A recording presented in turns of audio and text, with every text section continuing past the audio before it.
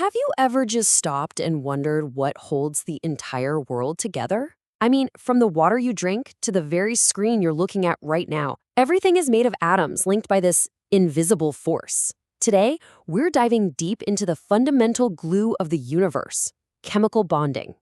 Okay, just take a look at this. It might seem incredibly complex, but believe it or not, it's all held together by just a few basic principles.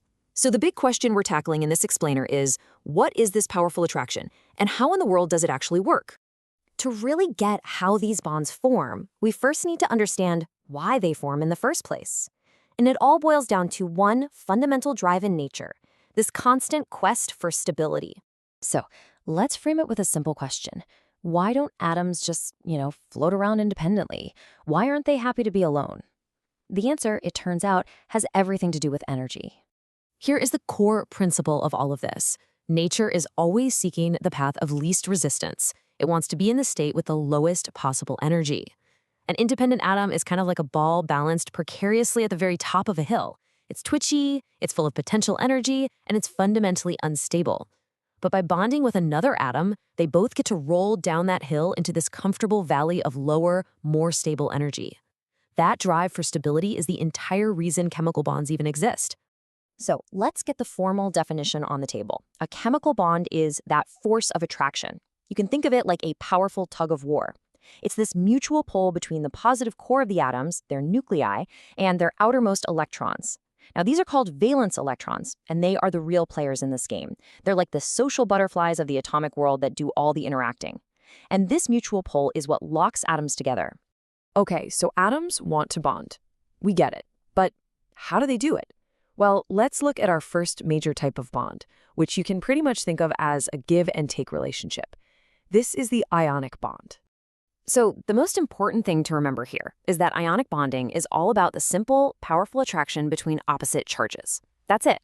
When an atom gains or loses one of those valence electrons, it gets an electrical charge and becomes an ion. The bond itself is just the electrical glue that holds these new positive and negative ions together. Here's how it plays out step by step. First, a metal atom, which doesn't hold its outer electrons very tightly, just gives one away. Now it's left with a positive charge. Then a non-metal atom comes along and greedily snags that electron, giving it a negative charge. And finally, that classic rule kicks in. Opposites attract. The positive and negative ions are now irresistibly drawn to each other, forming a super strong ionic bond. And hey, this is exactly what happens in ordinary table salt. All right, let's move on to our next bond type. If ionic bonding is a transaction, a complete transfer, then covalent bonding is all about cooperation. It's all about sharing. See, in this case, neither atom is strong enough to completely steal an electron from the other. So they reach a compromise. They share. They each contribute an electron to form a pair that then orbits both of them. Both of the positive nuclei are attracted to that shared negative pair of electrons, and that mutual attraction is what creates the bond. This simple act of sharing creates water, H2O, the molecule essential to literally every known form of life. So just to make it crystal clear, let's put them side by side.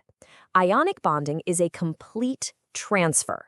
One atom wins the electron, one loses, and their opposite charges just lock them together. Covalent bonding, on the other hand, is a partnership. It's a cooperative sharing of electrons. So transfer versus sharing, that is the fundamental difference. Now for our third and final type, which is completely unique to metals. If ionic is a transfer and covalent is sharing between two atoms, then metallic bonding, well, it's like a giant communal pool party for electrons. This is where things get really interesting. In a piece of metal, the outer electrons don't actually belong to any single atom. They're delocalized, which is a fancy way of saying they've broken free and now form this mobile sea of electrons that just flows freely around a fixed grid of positive metal ions. And that negatively charged sea, well, that's the powerful collective glue holding all those positive ions in place. Okay, so we've got our three types of bonds, giving, sharing, and pooling. But why does any of this matter? Because the type of bond an atom forms directly dictates the properties of the stuff we see and touch every single day. So let's connect the tiny world of the micro to our big world of the macro. The properties of a substance come directly from the bonds holding it together. Think about it. Those rigid ionic bonds in salt, that's exactly why salt forms brittle crystals with really high melting points. Covalent bonds, they give us the amazing diversity of life, but they also give us the incredible hardness of a diamond, which is just a huge network of shared electrons.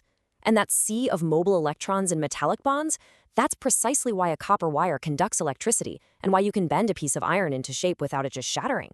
This isn't some obscure corner of science. This is the very foundation of our physical reality. Like the quote says, nearly all substances consist of combinations of atoms that are held together by chemical bonds. The chair you're sitting on, the air you're breathing, it's all just different combinations of atoms held together by these fundamental forces. So, we're left with a final thought. We've just seen how three pretty basic rules of giving, sharing, and pooling electrons can construct the entire physical world around us, from the softest liquid to the hardest solid. It kind of makes you wonder, doesn't it?